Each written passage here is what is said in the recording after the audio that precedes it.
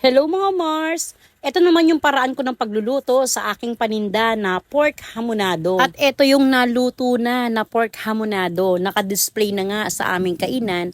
At saglit lang mga Mars, naubos din kaagad dahil masarap talaga itong ulam na to. Nang mainit na yung mantika sa kawali ay naggisa lamang ako ng sibuyas at ng bawang. Gisahin hanggang sa mag-golden brown at nilagay ko na itong 2 kilo na pork kasim na naka-adobo cut. Tinakpan ko lang hanggang sa matuyo yung tubig ng karne at ito na yung kanyang itsura. Sinangkutsa ko na at nilagyan ko ng toyo, dahon ng laurel, pamintang durog at ng powder. Naglagay din ako ng 2 kutsara ng oyster sauce, kaunting suka, tatakpan ko lang hanggang sa kumulo. At nang kumulo na, ito naman yung part na kailangan ay palambutin mo ng husto yung karning baboy. Pagkahalo ko dito ay naglagay lang ako ng 1 baso ng tubig, tinakpan ko lang at lulutuin ko sa mahinang apoy para mas mabilis mapalambot yung karning baboy. At dahil niluto nga ito sa mahinang apoy kaya hindi man lang ito nasunog o kaya natuyo yung sabaw. Naglagay na ako ng pampalasang asin at ng powdered seasoning, kaunting brown sugar